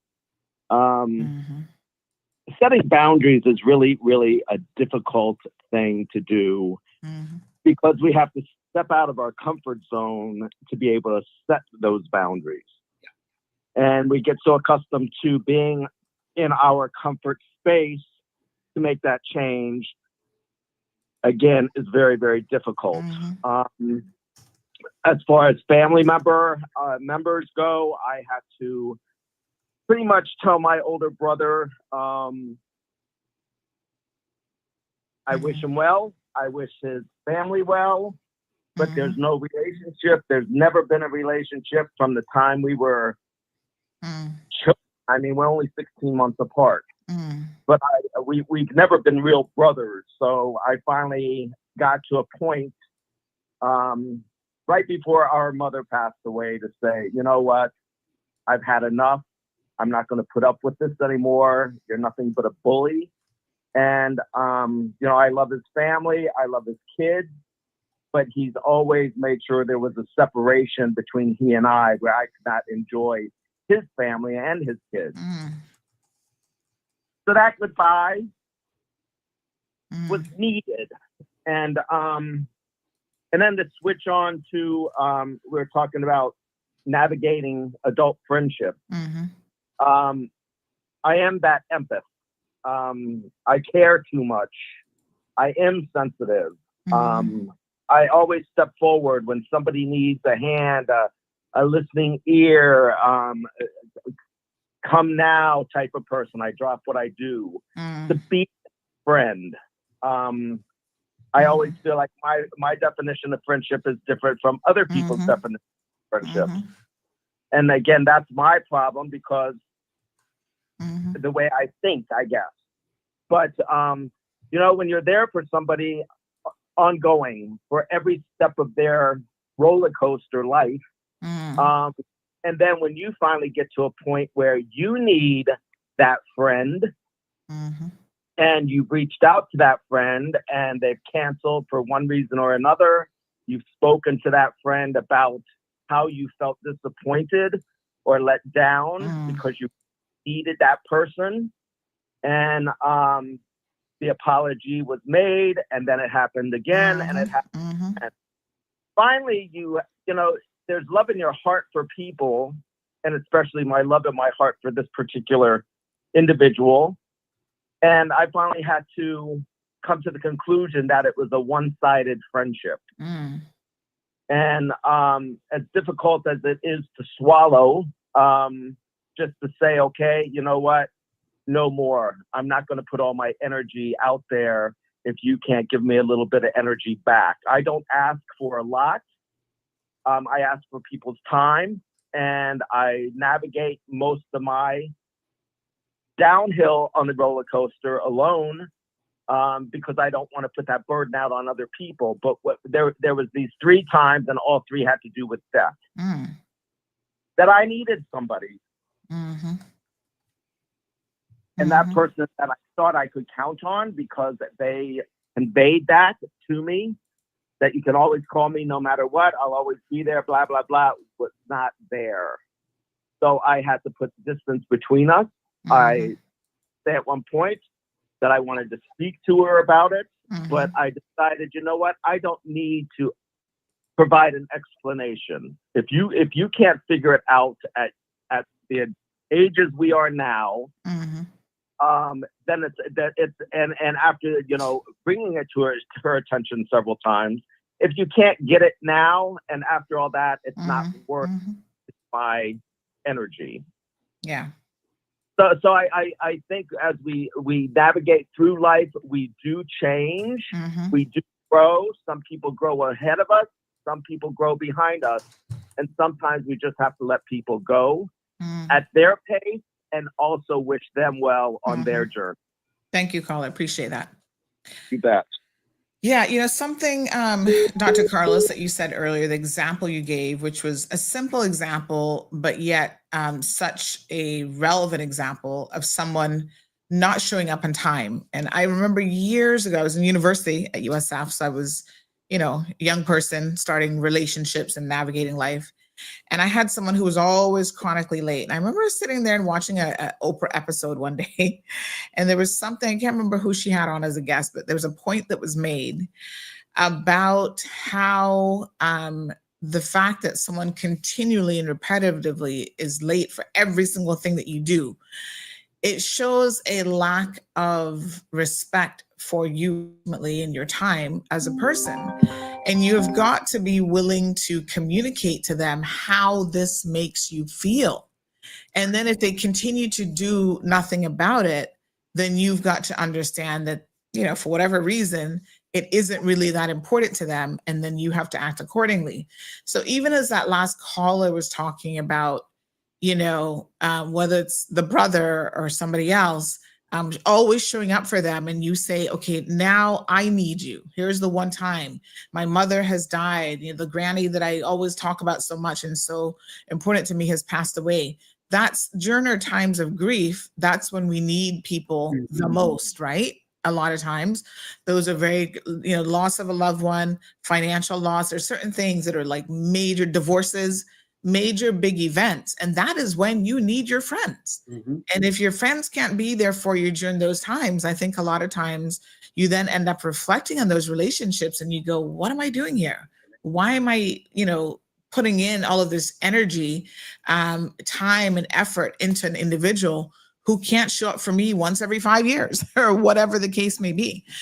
We do have a caller on the line. We're going to start to wind things up here as well. Good morning, caller. Welcome to the program. Good morning, Miss Sandra and Good morning, Dr. Carlos. Good morning. I've been through a lot of troubles and tribulations in my life, and I get so down-packed what you're saying, Dr. Carlos, but what I've noticed in life is that, like you were saying earlier, you have a heart of gold. You're always willing to go out there and help people. But then when it's your time, like the last caller just said, they're never there to show up, or they put you down. They throw curveballs after you, saying that you're the narcissist, you're the one that's doing wrong, when you stuck by this person through thick and thin, totally forgot about your own mental health, looking out for the best interests of them and their children. But what I learned just last month is that I need to start focusing on me and my mental health and what God puts in life. How does it say now? When God puts a certain person in your life for a reason, God has you on a mission to help that person. But when it's time for you to let go, you need to let go. So I just want to say God bless everybody and Cayman and the world in general just needs to start being more loving, more caring, affectionate to one another. Yeah, we got to, go out there and share the word of God. Tell people that you love them. Because the way I'm looking at it, people are dropping down like flies. So we need to have more respect for one another. And if you can't get along, like God says, if you don't get along with that person, brush off your feet and continue going. Yeah. But that's all I got for you. Guys Thank have you a so blessed much. day. Thank you so much, Carla. Really, really appreciate that. So, folks, again, it's been an amazing show with Dr. Carlos. I want to finish up this last little bit and then one more question, then we're going to wrap it up. So the person goes on to say, secondly, that, I will have an opinion of my own and won't just accept what I'm being told blindly. And because I questioned, which I suppose was seen as challenging authority, I don't know, all the while I was trying to interpret and understand the message to gain understanding. So I have to ask questions. And it's so funny that this person says this because I get this all the time. Even from Marlon, he's like, you ask questions. And I'm like, what's the problem with that? Mm-hmm. So when we're having a discussion, it's almost like some people don't want you to ask questions. But for me, I'm asking a question because I'm trying to clarify even what we're really talking about here, mm-hmm. because in my head, I'm thinking one thing, but I don't know that that's what this discussion is really all about. So I do ask probative questions. I think one time Denny said to me, he jokingly said, I see what Marlon means because he sent me a question that I followed up with questions. And maybe it's just a personality thing as well. I have gone to law school, so I was taught from an academic and training perspective to probe. And, I think I just have that type of personality anyway. I have a probative personality. So you come to me with a scenario, and I think most of you will know, anybody who calls me for advice, oh, Sandy, this is going on with me, chances are I'm going to ask you a question. Yeah. Tell me more. Have you done this? Have you done that? I'm not quite clear that I understand. And so I think there are a lot of people, though, who take and again, this goes back to how we were raised as children, and our elders, right? If we question our elders, they see that as somehow a sign of disrespect. And it isn't. It's just, clarification, probative, trying to understand. So, yeah. Yeah, I think we've had such a great conversation today, and so many people providing and sharing just absolute gold when it comes to ways that we can manage relationships. And, I'll just kind of leave people with this curiosity or this challenge. What would life look like if you stopped taking everything so personally? If you stopped needing everybody to be a certain way or do a certain thing, right? Oftentimes we get so protective about who's showing up for me and who's not, and who's meeting my need and who isn't. And that's fine. What I can tell you from my own personal experience, Sandy, is that I'm choosing to live a life of more freedom these days, which means I'm going to live in the way that I live. If it works for you, great. If it doesn't, also great. I'm going to be who I am. I'm going to give the love that I am. I'm going to give of myself freely. If you meet me there, great. If you don't, also great. Doesn't do anything for me. If I give 100% to you and you give me 0, great. There's no expectation. It doesn't matter to me. And I think what we're talking about here is, as we continue to set the boundaries, to heal, to do our work, to look inward, we arrive at a place where we're so fulfilled, where we can give ourselves and meet our own needs, give ourselves the love that we are. Everything we have, we can give to ourselves to meet all of our needs and not need a single thing else from anybody else. Wow. And living in the world that way is so liberating, because I can just go out there and be who I am with 0 expectations about what you're going to do or not going to do, or how you're going to show up or not show up. And so it's just an invitation to folks. What would it look like if you stopped needing people to meet you where you're at and just kind of met yourself there? Amazing. Yeah. All right. So I do come across a lot of really interesting clips. Maybe we can squeeze this final one in. Dr. Carlos is a busy man, but this person says, Dr. Carlos, let's say someone tends to make value judgments about others based on things like their taste in music or TV shows, even before really getting to know them. Then they use that, in the relationship to pressure the other person to change their preferences. Is that kind of over-controlling behavior rooted in trauma? And if so, what are some practical steps for both people to be able to take both the person on the receiving end and the other person to break that cycle. Yeah. Again, here I'm sure that there's deeper things at play here on both ends. I wouldn't necessarily jump out and say that it's trauma related. Maybe this is just a person with a lot of strong preferences. I'd be curious as to why and why they need to use them in that ways to make value judgments. I think we all tend to do that in some small, way, one way or the other. At the end of the day, I think what resolves any and all of these issues are honest conversations. Right? Let's sit down and let's work through this. Now, if somebody's not willing to do that, right, that's a whole different matter. But I think we need to be willing to step up, speak our truth, and ask for what we need. And, again, we need to understand that when we do that, that other person has every right to either choose to do that or not. If that's going to be upsetting to you, well, that's a whole kind of other matter. But honest conversations is how we get through everything. All right. So have a conversation with the person. Yeah. Absolutely. So amazing show. I learned so much this morning, says Jennifer Henry. Thank you so much, Jennifer. And thanks again to Dr. Carlos. This is a weekly show, Wednesdays during the show. And then we're going to do a breakout with him in a couple months' time where he's going to be in Wednesday evenings. So stay tuned for when we make the switch. But, his show is always a hit. And I know you guys appreciate it. The number of calls and comments that I get both during and after every episode with Dr. Carlos is a testimonial really to how amazing these segments are and how amazing Dr. Carlos is. So Dr. Carlos, thank you so much from the bottom of our hearts. And I was telling people yesterday, I was doing a little vacation recap and I was telling them I got to meet you and your amazing family in person.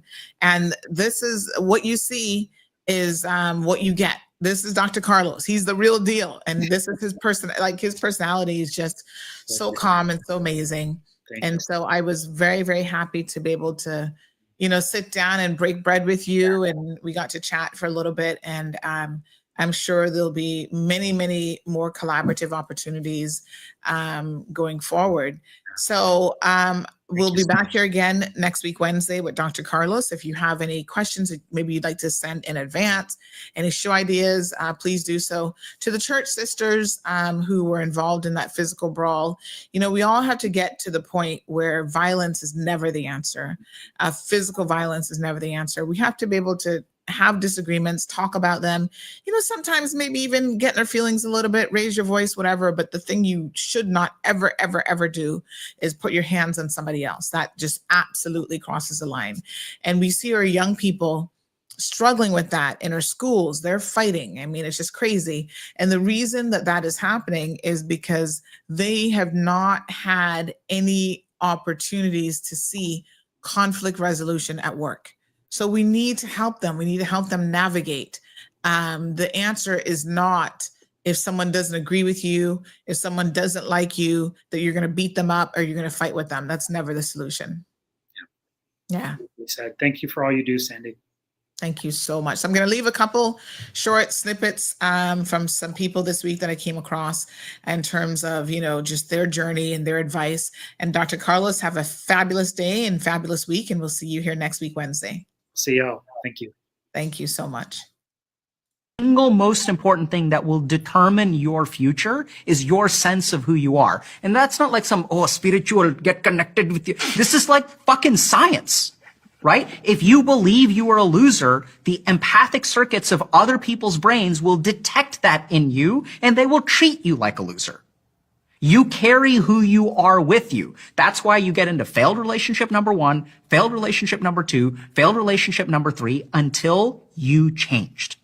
And when you change, your sense of identity changes, then your future will change. The best advice I've ever got in life, he said, open every door that you possibly can. The doors that close, let them close, and just keep walking through the ones that remain open. Thank you for tuning in to another episode of The Cold Hard Truth on Bobo 89.1 FM.